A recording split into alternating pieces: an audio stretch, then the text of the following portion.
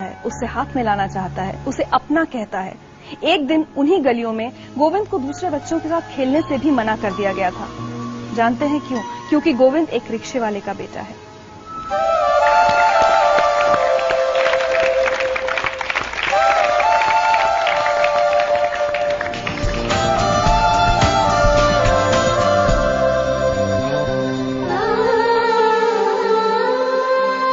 गोविंद, वो दिन जब आप छोटे थे और आपको गली के दूसरे बच्चों के साथ खेलने से मना कर दिया गया था, आज भी याद है आपको वो दिन? शायद वो मेरी जिंदगी का सबसे टर्निंग पॉइंट साबित हुआ था।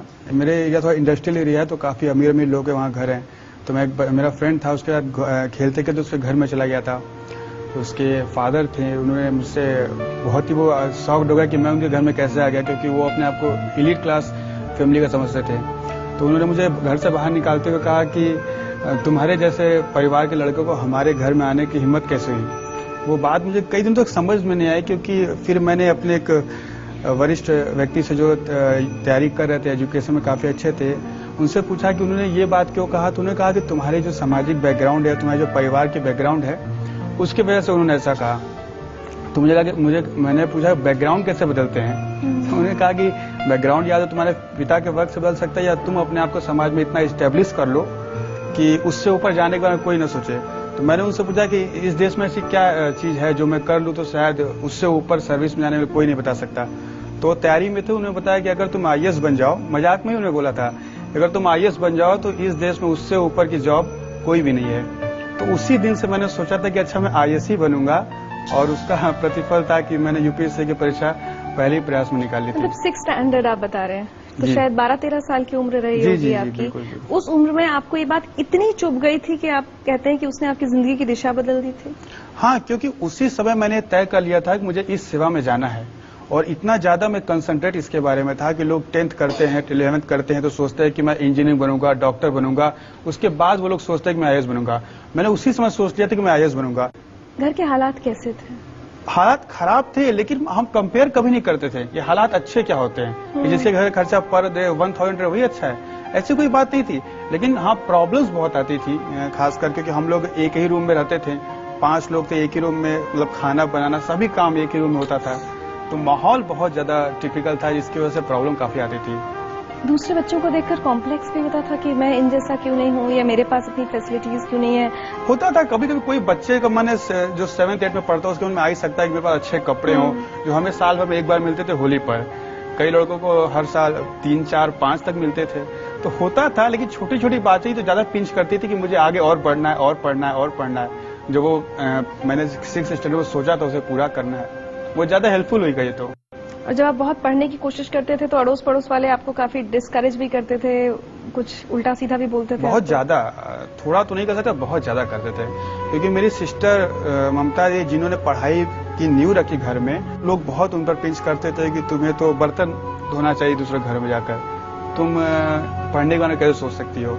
हमें भी सोशल काफी लोग डिस्करेज करते थे कि पढ़ लिख के ज्यादा क्या होगा, एक रिक्शा या 2 रिक्शा रख लोगे, तुम भी चलाओगे, दूसरे से चलवाओगे। गुस्सा नहीं आता था गोविंद? आता था, लेकिन कर क्या सकते थे। या तो हम उसको उसी में निकालते लड़कर और अपनी स्थिति को वीक करते, या उसी एनर्जी को बचा कर रखे तो एग्जाम में लगाते।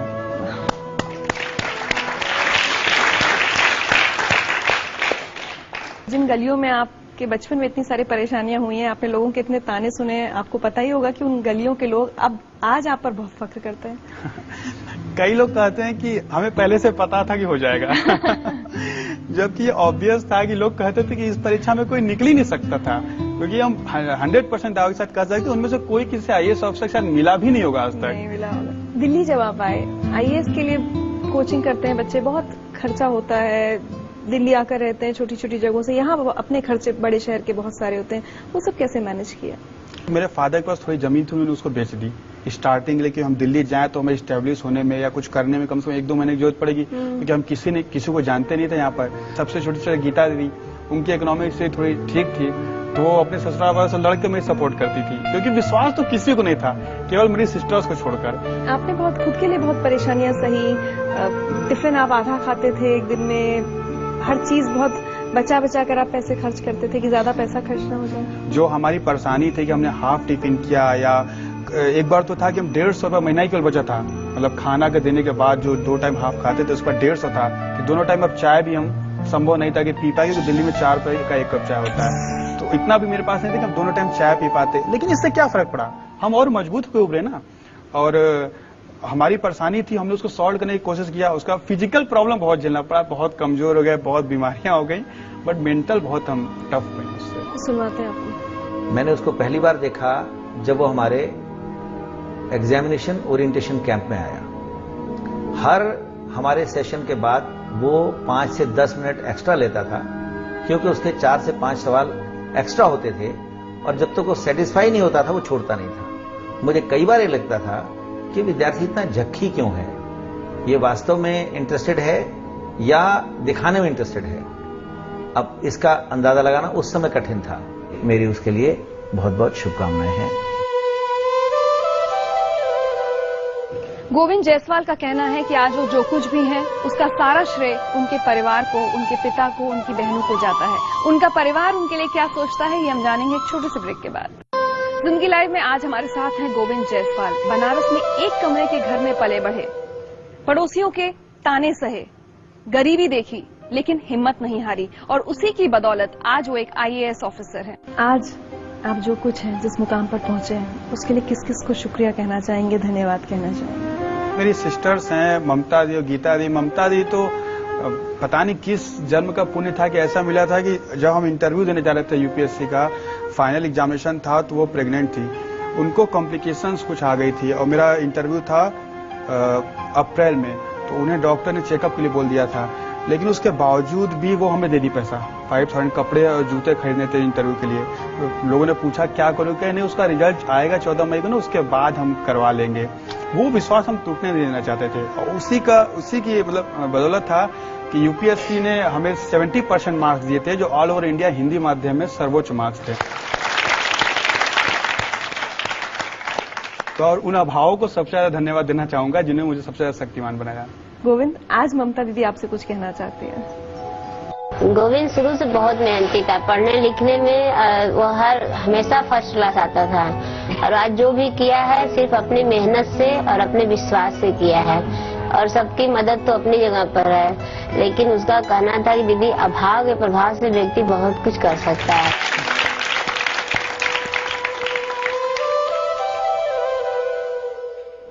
बहुत सी ऐसी बातें होंगी जिन्हें याद करके आज भी आंखों में आंसू आ जाते हैं। हाँ, अब जिंदगी ही अब चूंकि संघर्षपूर्ण रहती तो उसको देखकर आंसू तो आ ही जाते हैं, बट लगता है कि आदमी अगर प्रयास करे तो कोई चीज असंभव नहीं रह गई है। पिताजी ने जब रिक्शा बेचा, वो एक तो उनके अंदर बहुत बड़ी खासियत है कि वो बहुत सिंपल पर्सन है, और वो कभी भी हमको गाइडेंस नहीं दी, इसलिए क्योंकि वो कहते थे कि हमें जानकारी नहीं है और अपनी जानकारी को हम तुम पर इम्पोज नहीं करेंगे। तो कहते जितना हमसे मैक्सिमम हो पाएगा, क्योंकि उनको तो 4 साल से पैर में सेप्टिक हो गया था, तो वो चल नहीं पाते, तो उनके पास 3-4 रिक्शा थे जिसके बल पर वो किराए पर दे देते थे। लेकिन कभी कभी एक साथ में पैसे की जरूरत पड़ जाती थी, तो उन्होंने कहा कि क्या हुआ, जो चीज है तुम्हारे लिए तो है, चाहे किसी के पास 2 लाख 4 लाख रहता है, हमारे पास 2-3 रिक्शा है, वो तुम्हारा ही है, तो उसको भेज देते हैं।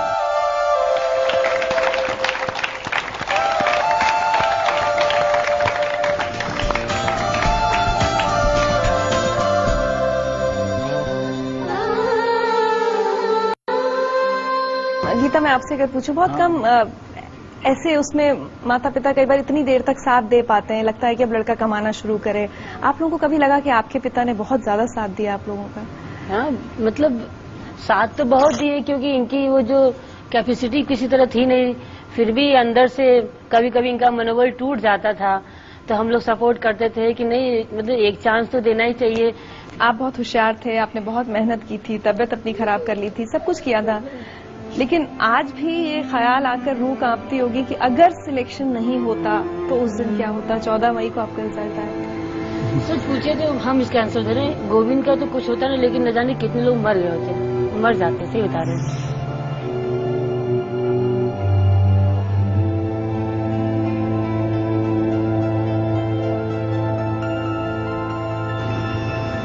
टाइम काफी टफ था उस समय। अगर न होता तो मेरे फादर की तबीयत बहुत ज्यादा खराब थी उस समय।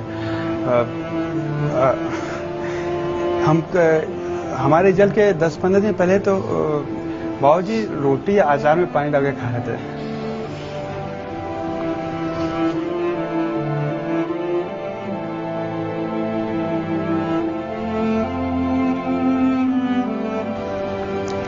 तो ऐसे सोचे कभी नहीं, बट न होता तो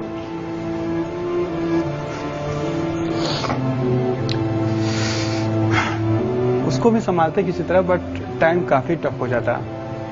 उतना झेलने की क्षमता थी कि नहीं। हम तो ना सोच के तो हम सोचते पैरालाइज हो जाता हमको, केवल हम नहीं सोचे, इसलिए हमेशा सोचते थे होगा होगा, क्योंकि हमको निश्चित हम ना सोच के ही हमको अटैक आया था। इसीलिए कहे ना, शादी के 6 साल बाद हम खुश हुए जब ये सिलेक्शन हुआ। शादी के 6 साल तक हम आग में झुलसे हैं। सब मेरे साथ मौजूद होते हुए लगे कि हम एकदम अभाव में हैं। जब मेरा भाई 5 रुपए की चाय नहीं पी सकता तो हम अपने घर में चाय पी सकते थे। सुबह हो इसके नाम से, रात हो इसके नाम से। सब अभाव एक साथ फिर आ जाए, इन लोग रहें, हम इन लोग को चूज कर लेंगे, अभाव को भी साथ ले लेंगे, लेकिन इन लोग को हम नहीं छोड़ सकते। इन लोग से हमारे इसमें बहुत है। और गोविंद, मैं आपको बताऊं, जिंदगी लाइव आपसे आज क्या चाहता है। हम चाहते हैं कि आप अपनी कहानी लिखें, वो सब कुछ लिखें जो आपने देखा है, आपने सहा है, और ऐसी कहानी लिखें जिससे देश के ढेर सारे बच्चे जिन्हें बहुत सारी चीजें नहीं, बहुत सारे सुख नहीं मिल पाते हैं, वो आपसे सीख ले सकें। और इसके लिए हम आपके लिए एक छोटा सा तोहफा लाए हैं।